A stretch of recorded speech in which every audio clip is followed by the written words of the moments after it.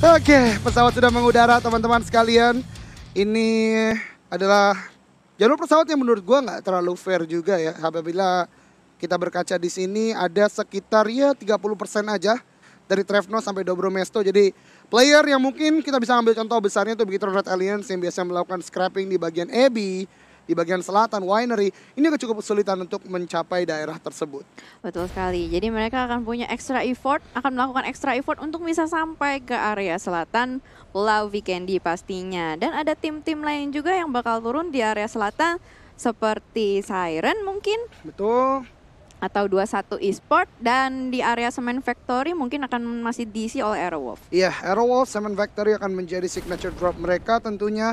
Namun kita perhatikan saat ini udah banyak banget tim-tim yang turun mencoba untuk mengarah ke arah signature drop mereka dan zonanya. Lord, zonanya ke tenggara dan kita lihat ada sekitar bisa kita katakan 45% ini bagiannya itu air. Akhirnya lah. Kalau rotasi menggunakannya kita jalan doang, semuanya tentunya harus terukur, harus pas dengan gameplaynya. Dan ternyata di tempat lain NFT udah mendapatkan 2 player dari Aura, bahkan ada First Blood Karakeshi. Mereka tadi memang bermain di bagian utara dari zona, bahkan masih punya PR sekitar 2000 meter kurang sedikit doang.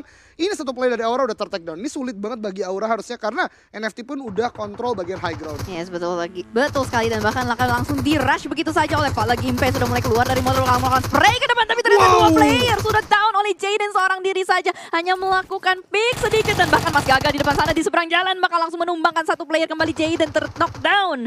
Masih ada Steve di samping kanan. Iya, masih ada Steve menjaga di bagian sini. Sebuah pick yang sangat cepat ke arah NFT. 1 melawan 1 saat ini antara Steve dan juga Valen. Keduanya mempunyai sebuah obstacle, satu mempunyai pohon, satu mempunyai batu. Steve udah mulai melakukan sebuah healing prom, ada sebuah molotov yang coba untuk dilempar. Sebentar lagi ke bagian high throw di sana. Valen masih mencari-cari posisi dari Steve. Ada sebuah smoke sudah dikeluarkan. Apinya hampir kena untuk Steve, tapi ternyata masih cukup aman. Ada sebuah throw kembali lagi dari atas. Ternyata itulah molotov dan on point Steve. Masih tertahan juga oleh pohon. Wow. Steve punya ilmu yang hebat sekali ini. Ini keren banget sih. Ini pas banget ya, hoki banget. Ada berada di belakang pohon persis masih tertahan, belum terkena api-api molotov. Fallen seorang diri pada kali ini. Mas Gaga bakal dibiarin bleeding out begitu saja. Ada lemparan smoke setup juga banyak sekali untuk menghalangi vision dari Fallen, dan nampaknya akan memasak baso yang pertama ke depan sana. Dilemparkan oleh Fallen. Will it connect? Nope, belum. Bakal ada balasan kembali untuk smoke setup. Iya, tapi ada sebuah fight di sini antara Siren dan juga Ion, di mana 1 player dari Ion tadi sepertinya udah knockdown dengan granat yang dilemparkan. Tapi sekarang lihat ada sebuah movement yang cukup masif dari Audrey. Memang Audrey seorang dengan aim yang sangat kuat. Tadi mendapatkan 1 player dari Ion itu Red Face N, langsung menjadi sebuah confirm kill, dan Ion hanya tersisa 2 active player yaitu Aura dan juga Hijrah saat ini. Ya betul sekali, sementara kita lihat dari Aura sudah mulai memindahkan dirinya dengan mobil. Hijrah masih ditembakin terus-menerus pada kali ini, bahkan mobilnya sudah mulai di setup menjadi fortingan. Masih harus menahan diri, masih harus menahan pergerakan dari Siren supaya Aura bisa dengan nyaman menghuni rumah ada di belakang mereka. Iya betul banget, Moxpay mencoba untuk melakukan sebuah rotasi, mencoba untuk bergerak dengan vehicle yang dia miliki Dacia. Namun tentunya ini akan menjadi sebuah passive gameplay, terutama Volnova. Ada sebuah choke point yang dijaga oleh The Pillars di sana. Mungkin maksudnya untuk melakukan cut rotation. Kayaknya memang ya, di PMPL Season 2 ini tuh jodoh selalu bertemu. Jodoh tidak akan pernah berpisah gitu loh. Iya. Setiap melakukan rotasi, ketemu lagi, Betul. ketemu lagi. Tapi masih belum tahu nih, bakal fight atau enggak, atau akan menjadi rumah persinggahan sementara saja. Iya betul banget ya, kembali lagi. Jodoh itu nggak bisa dipisahkan tentunya. Nara Louvre misalnya, setiap minggunya ada round robin, ada rolls dice lagi. Ketemu juga mereka kok. Udah 4 minggu. ya, udah 4. Iya 4 ya? 3. Sekali nggak ketemu. Sekali nggak ketemu, betul Iya, sekali. Betul banget. Dan kayaknya 1 player dari Red Rocket Heroes pada kali ini sudah mulai terkunci posisinya oleh tim The Pillars. 4 orang sudah mulai mengepung, tapi ternyata granat dari Heroes menumbangkan 1 player dari The Pillars. Onta sudah tersungkur dan bakal dicari dari pemain-pemain The Pillars pada kali ini. Iya betul banget, ada sebuah nade yang udah di-cook. Ternyata digagalkan terlebih dahulu. The Pillars lebih milih untuk menahan pergerakan dari tim Red Rocket yang ada di dekatnya. Ada sebuah movement yang cukup berani dari Heroes sendirian saja di bagian luar compound. Langsung menjadi sebuah confirm kill oleh Kental. Permainan Uzi yang sangat baik. Kembali lagi Uzi, one of the strongest weapon dalam konteks close combat. Iya betul sekali, dan sementara kita lihat dari Red Rocket pun terkikis 1 persatu. Mereka nggak bisa melakukan regrouping ke arah Heroes karena 1 player mereka juga diculik oleh 69. 2 players aktif tersisa, Haki dengan Kings. Akankah Haki menggunakan hokinya pada kali ini untuk bertahan di Vikendi? Kita akan saksikan saat lagi, tapi ada sebuah nade yang dilemparkan. Haki baru dibahas oleh Jelly, langsung nade-nya on point. 1 orang dipulangkan dan knockdown untuk Trixie. Yep. Luar biasa sekali dan langsung diubah menjadi Uzi pada kali ini. Weaponnya melihat kembali ada 2 player bergerak di depan. Ada VL yang terlihat dibuka spraynya. VL masih mampu untuk melakukan proning. Dibuka kembali spraynya tapi ternyata Haki harus down. Kings masih di belakang dan jauh di Mato. Ngepron. Nan jauh di Mato, dekat di in-game, tapi tidak bisa membackup. Cukup sulit bagi Kings dari bagian belakang, lebih milih untuk melakukan boosting terlebih dahulu. Dan kalau kita lihat tadi, Kings sepertinya last man standing dan Red Rocket. Betul, last man standing dan Haki sudah berdarah-darah di depan sana. Sayang sekali, tadi gue sempat ngira Kings itu persis ada di belakang Haki ya. Betul. Untuk melakukan backup. Tapi kayaknya Kings masih berusaha untuk mempertahankan rumah ini.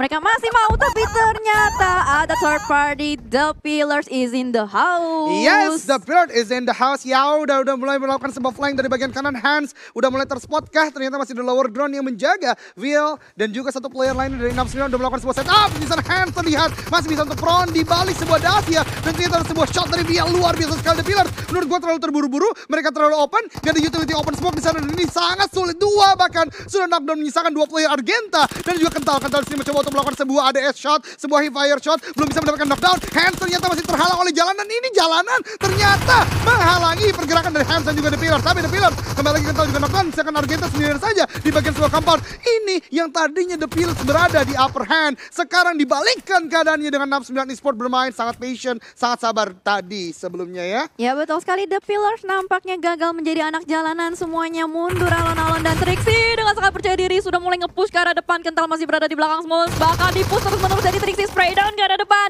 Rata, The Pillars pulang di posisi ke-15. Wah, permainan sebuah suicide mission dilakukan oleh Hans. Mulai mencoba ke arah depan, ada sebuah shot dari victim bagian high ground. Dari bagian lower ground juga ada, wow, diberundul oleh peluru. Masih bisa untuk keluar dari vehicle dan bisa touchdown di dalam zona. Hans ini benar-benar memberikan informasi yang penting ke teman-temannya.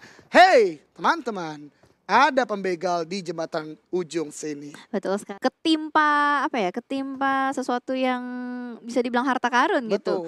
Nggak dicari malah datang. Kalau dicari nggak ada. Apa itu? Apa tuh? Iya. Apa tuh? Ya, tebak-tebakan aja dulu. Dicari nggak ada, nggak dicari ketemu.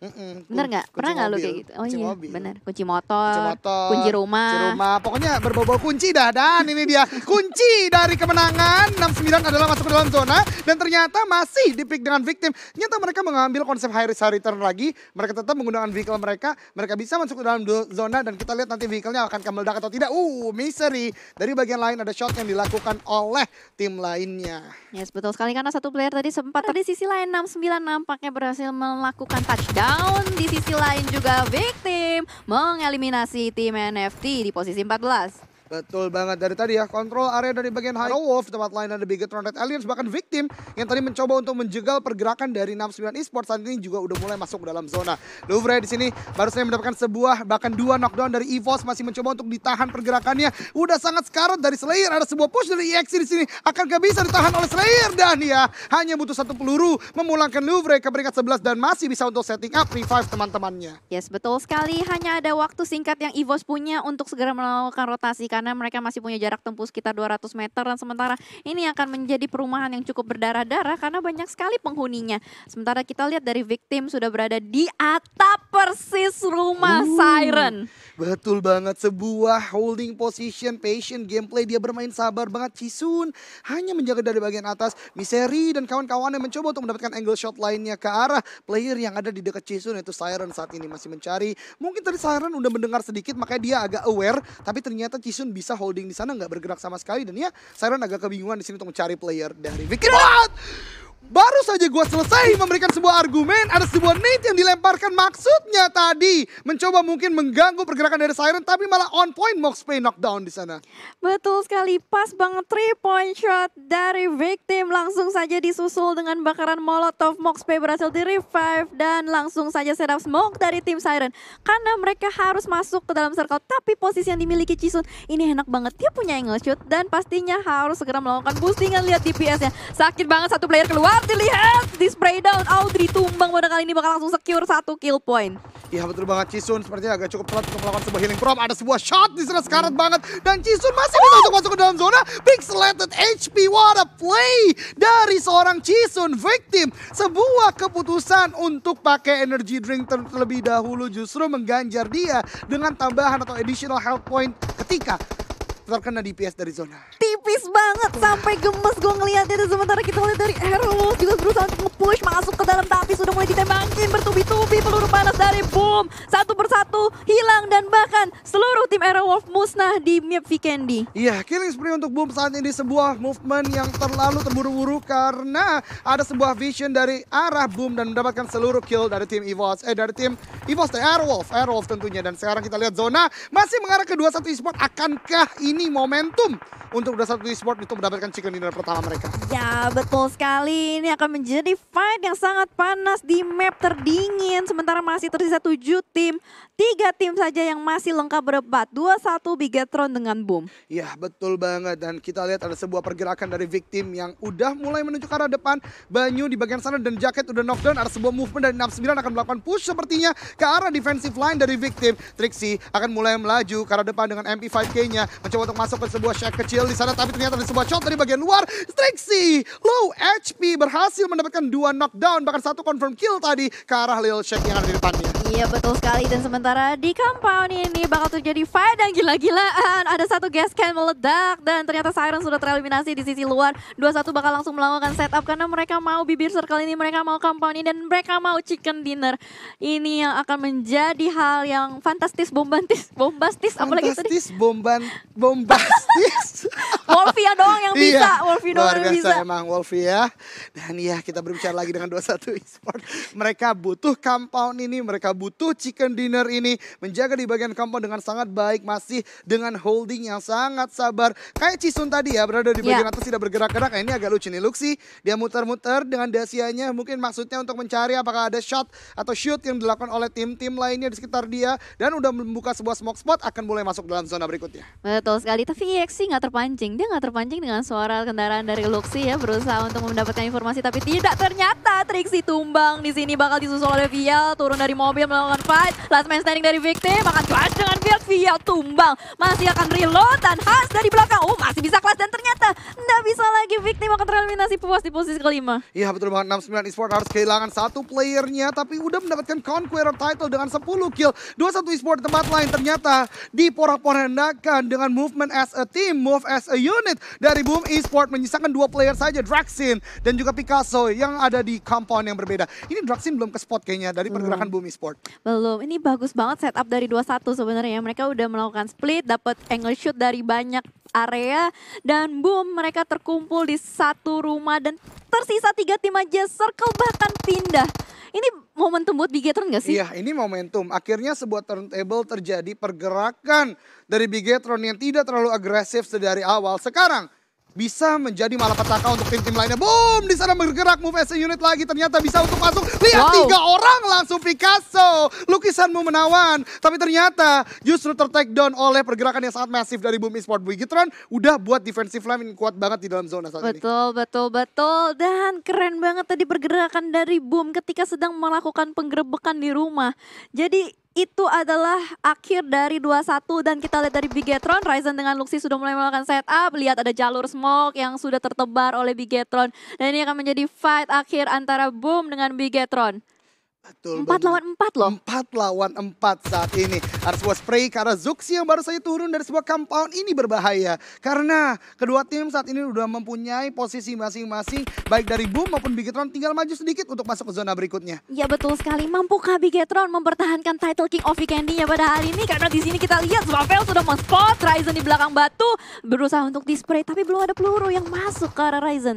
Ya betul banget, kita lihat dari Bigetron maupun dari Boom masih melakukan spray down ke sana dan kemari untuk membuka jalan, tapi ternyata shot dari Microboy yang tadi menjaga dari bagian luar mendapatkan 1 player dari Boom, itu Volker, masih bisa untuk masuk ke dalam zona touchdown yang sangat baik, dan ini akan menjadi sebuah change of the game dari Bigetron menuju ke arah Boom. Karena Volker agak cukup sulit untuk bisa di-revive, mereka butuh waktu juga untuk masuk ke dalam zona. Yes, lihat pergerakan Microboy pelan-pelan tapi pasti perlahan masuk ke dalam, tapi Zuxi mulai tumbang di belakang sana. Playzone sudah mulai menghilangkan Volker dari map. 3 player tersisa, granat mulai dilemparkan, killing spray untuk Bigetron pada kali ini. 2 player yang masih full dari Bigetron mulai melakukan penembakan terus-menerus. Bobs cacing dengan Ramones terus perlahan bergerak, tapi masih dihujani peluru oleh Micro Microboy. Wah, Microboy mendapatkan sebuah angle shot yang cukup baik. Tadi ada beberapa hit yang masuk ke arah box. Oh, itu dia on point ke arah depan. Misalkan dua player tuh Ramones dan juga Sebavel saat ini bermain layaknya cacing dingin di Vikendi. Ramones dan juga Sebavel. Ada sebuah agresivitas sudah mulai dari Ryzen dan kawan-kawan. Udah mulai maju, Ramones knockdown. Misalkan Sebavel di bagian belakang sana. Luxi dan juga Ryzen menjadi inisiator di sini.